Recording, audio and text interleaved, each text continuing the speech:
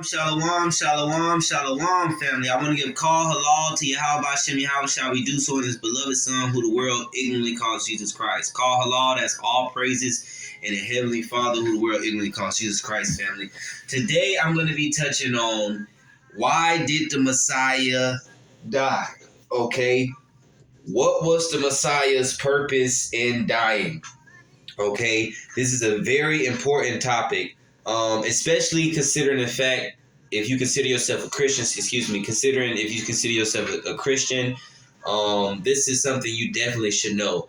And through experience, through dialoguing with many different individuals that upheld to different denominations and things of that nature, even different religions, a lot of people do not know, cannot articulate and substantiate out of Christ's words, out of Christ's prophets, why he died. So tonight we will understand why the Messiah died for the true children of Israel, the so-called blacks, Hispanics, and Native Americans, according to the scriptures. So let's go right into it. Let's get St. Matthew chapter 1 and verse 21.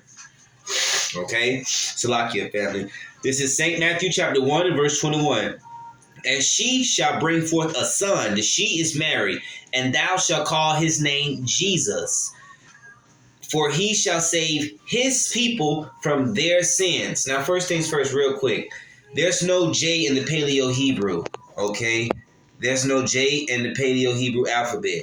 So when you go into the Hebrew, it's a Y. His name is Yahweh. But that's another topic. I just wanted to share that transparency with you guys as well, which I believe that's common knowledge at this point. Okay? Now, the scriptures say, and she shall bring forth a son, and thou shalt call his name Jesus, for he shall save his people from their sins. Okay, let's see what sin is really quick according to the Bible, because a lot of times we use the word sin very loosely, not understanding what sin is according to the scriptures. Let's get 1 John chapter 3 and verse 4. This is 1 John chapter 3 and verse 4. Whosoever committeth sin transgresseth also the law. For sin is the transgression of the law. So sin is when you transgress God's law. Who was God's law given to?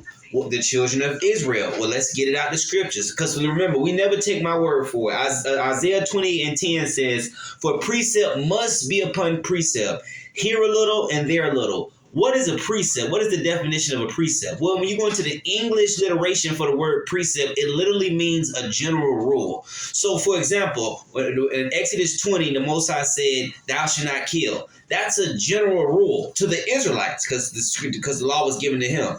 So the scriptures say general rule should be upon general rule. So what will be another general rule to translate with that as synonymous for that? Romans 6 and 23. For the wages of sin is death. Sin is transgression of the law. Where can you find the law? In the first 5 books of Moses. So that's how you precept upon precept the scriptures adequately for understanding. Let's get that really quick before we, matter of fact, let me get that real quick, then I'll get that. This is Psalms chapter 147 and verse 19. Let's see who God gave his word to. He showeth his word unto Jacob, the patriarch for the 12 tribes of Israel. His statutes and his judgments unto Israel. Jacob's name was changed to Israel, in Genesis 32 and 22. He have not dealt so with any other nation, and as for his judgments, they have not known them. Let's read that again. Psalms 147:19. He sheweth his word unto Jacob, his statutes and his judgments unto Israel. He have not dealt so with any other nation, and as for his judgments, they have not known them. Praise ye the Lord. So the scriptures say that the Most High gave his law, statutes, and commandments to the children of Israel, okay? And I know we're not dealing with that, but I also thought I would just share that transparency with you guys as well, since this channel is dedicated to newcomers in the truth, okay? So the laws and statutes and commandments are only given to the children of Israel, okay? Let's go back to Matthew chapter 1, and let's start back at verse 21. Let's go back, okay? This is Matthew chapter 1 and verse 21. Selechya. And she shall bring forth a son, and thou shalt call his name Jesus, for he shall save his people from their sins. Now, we already reading one of the reasons why the Messiah has to die, why he's being sent. Okay? The Most High, and this is prophesied in the Old Testament as well, which we're going to get. The scriptures say Mary is going to bear a son, and they're going to call his name Jesus, and he's going to save his people from their sins. Okay? So let's get John chapter 11, St. John chapter 11 and verse 53. We'll start at verse 53. St. John 11 and verse 53. This is St. John chapter 11 and verse 53. Let's start at verse 51. St. John 11 and verse 51. And this spake he not of himself, but being high priest. This is the high priest Caiaphas.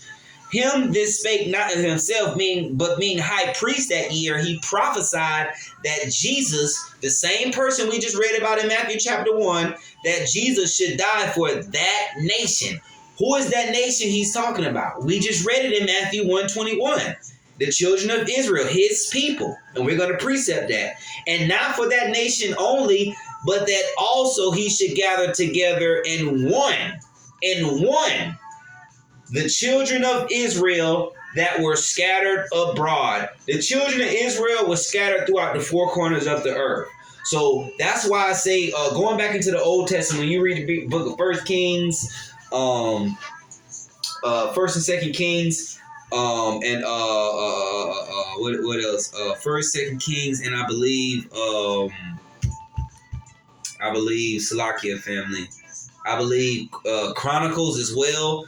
The first southern and northern kingdom was scattered. Southern kingdom consists of Judah, Benjamin, Levi. Northern kingdom consists of Ephraim, Manasseh, Naphtali, Asher, Zebulun, so on and so forth. Okay, so the two kingdoms was divided. So that's why I say he would gather them together in one. Okay, now let me prove that instead of just saying it like how the pastor do in the church. Okay, let's get Deuteronomy 28 and 64.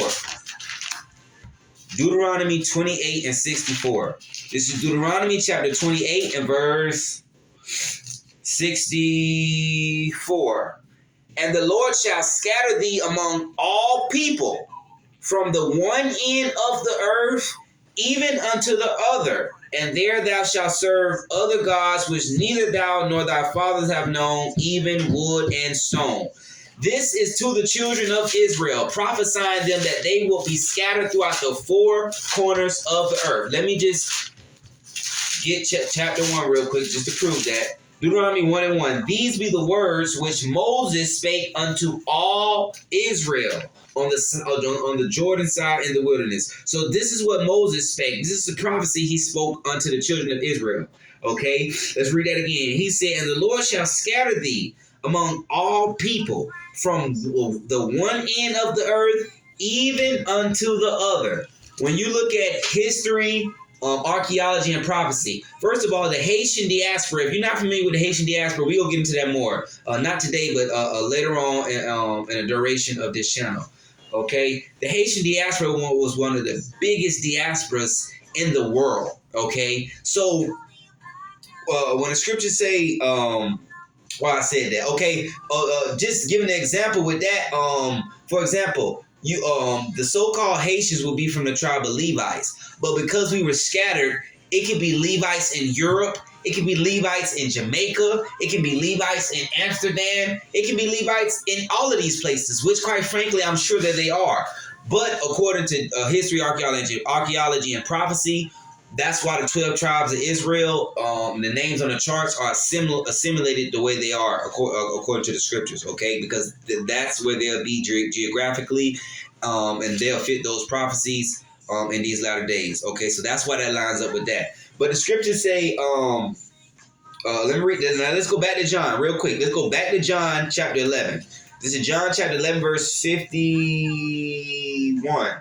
And this spake he not of himself, but being high priest that year, he prophesied that he should die for that nation, and not for that nation only, but that also he should gather together in one the children of God that were scattered abroad. Now, real quick, I don't want to get too off topic, but let me just give you guys more information on the children of Israel being scattered. Let me give you guys more background on that real quick. Let's get Hosea chapter 1 and verse